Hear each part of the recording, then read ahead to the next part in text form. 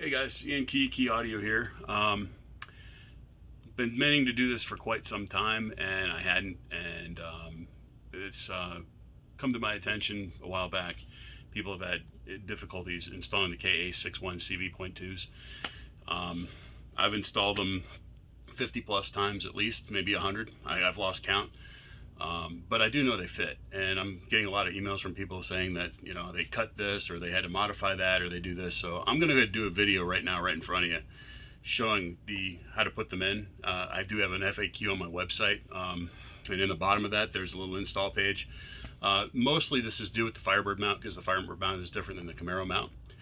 So what I have right here, stock Camaro mount, stock speaker, right out of the junkyard. This is absolute crap, but it has everything that we need for this demonstration and this install. So when you've got to the point where you've actually gotten this out of the car, 3 screws, I believe they're 7mm, 6mm, something like that. And this actually would be in the door like this, in this orientation, basically an L shape. So stock screws are still in it, stock speaker, stock connector still in the back of this. Okay, so if you come down, what I have is a 1/4-inch drive. You can do this, and you can do this manually. Okay, they come right out. We're going to retain these screws.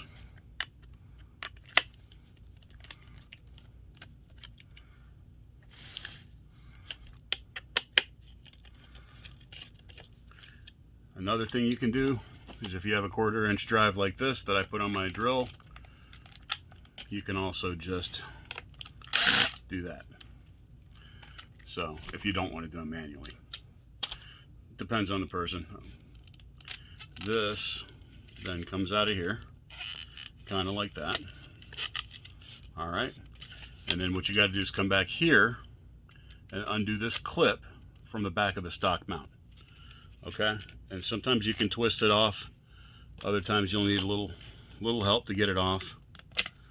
And I am doing this real time. I literally got this out of the junkyard, and so there you go. That's off of there. It wraps around this little tab right here, so just unwrap it, and now it's loose. Okay, so literally you just pop this out of the back. It does have a little bit of stuff on it here that sometimes will stick to the mount. So this is a Firebird mount. The Camaro mount is slightly different. That's a little bit different. It actually sits flush with the Camaro mount, and this is the Firebird mount. You can see it has a lip that sticks up, so that's the difference between these two. But this is the one everybody seems to have a problem with. Okay, and that mostly is because of this lip right here. Okay, and this is the part that they're skipping. So here we have the speaker. This is the driver from the KA-61 set. Okay, carbon fiber, rubber wheel surround. It's cast aluminum, and they are vented so that when the air sucks in here, it pushes out here, and vice versa. As this thing does that pistonic movement, you're cooling the voice coil at the same time. So that's why these are so great. So here's the part in my instructions that it actually says to do that everybody decides they want to skip, and the reason they have problems and they can't get them in correctly. So see these tabs? Use your positive and your negative terminal. Positive is a bigger one, negative is a smaller one. Okay, it says right in my directions, if you try to put this in right now, that is going to hit that lip all the way around. Okay, so in my directions it says specifically to carefully, don't just grab them with anything, but carefully bend these back. And once you got them bent back a little, you can actually push them back. All right, see, I bent that one a little bit wrong, but you just bend them back a little bit. Okay, and then these terminals are no longer in your way. Now, even after you do this, and I like to turn this so it's oriented towards that little tab with your positive and negative terminals as much as possible. So even after you do that, hold on, you'll make sure you orient your holes so all 4 of them line up. Okay, look at that. Sits right down in it. No issue. Okay?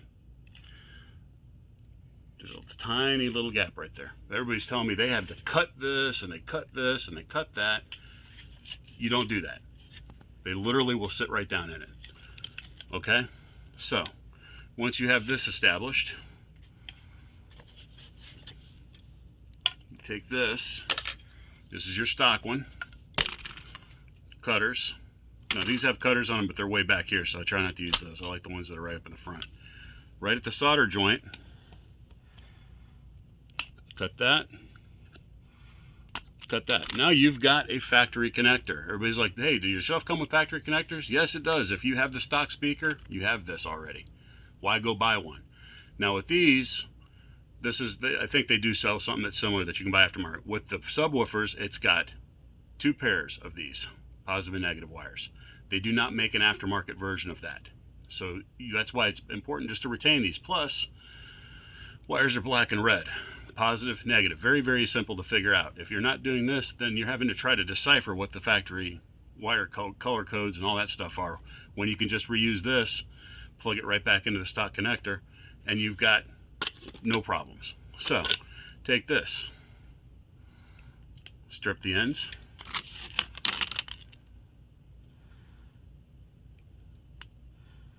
okay, twist them. Okay, regular old crimp-on connectors. These are Metro, these are Install Bay, they're a dime a dozen, you can get them anywhere. Okay, nothing special. This is the negative one, this is a slightly smaller version. So I put that on the negative side. I put it all the way up as far as I can inside. Take my crimpers, crimp them on. And I get a good squeeze on that. And I usually do it twice, once in the front, once in the back a little bit. Give it a little tug, make sure it's on there good and tight. If that's on there tight, you're good. And just FYI, I do like to use the ones that extend beyond this, just because that covers up any kind of connection right here that you may have.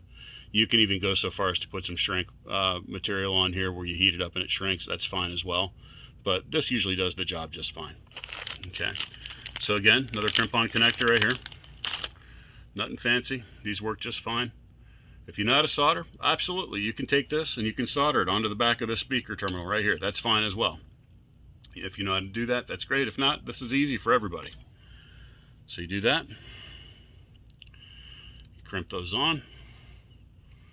Again, I do a double crimp. Give it a good tug, make sure it's on there good. The other thing I like to do with these is they usually come loose from the factory the way they're stamped, so I will give it a little squeeze with the pliers just to make sure that I'm going to get a good solid connection on the speaker. So here we go. Got the little one on the negative, and sometimes I do squeeze these a little too much, but apparently I did not do that today. It went right on that one. And I spoke too soon. Oh, actually, like I said, doing this real time. I didn't prep this ahead of time to do it. I just went ahead and did it. There it goes, right on there. All right, again, pushing those back so they're not in the way. Now, we take this, again, we drop it in. We orientate our screws where they're going to be. And again, this is the biggest 6.5 you can actually fit into the stock mount. It is a tight fit. Okay? Not saying it's not, but you do not have to cut, modify, or do anything to that. So you put this in. Get these screws on top of this instead of under it.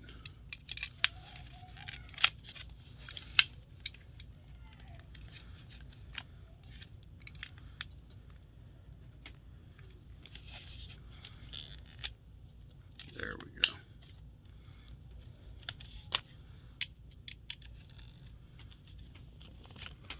Okay, and notice I'm not tightening these up all the way yet. I'm putting them in just to start them off. Okay? Like that. And I'll go across to the other one. Put it in. Go across to the other one. Tighten it down. Go across the other one. And tighten it down like that.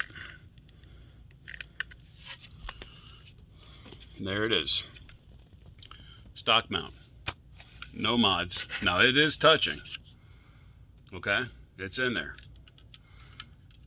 It goes right up against it, as a matter of fact. There goes this. Right back around that little tab. Hold on. That goes this way.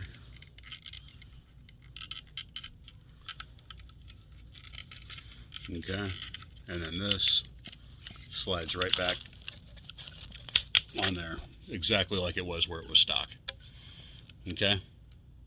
And now you plug that right back into your stock harness. It's in, 4 screws, everything's there, and it's sitting in the stock mount.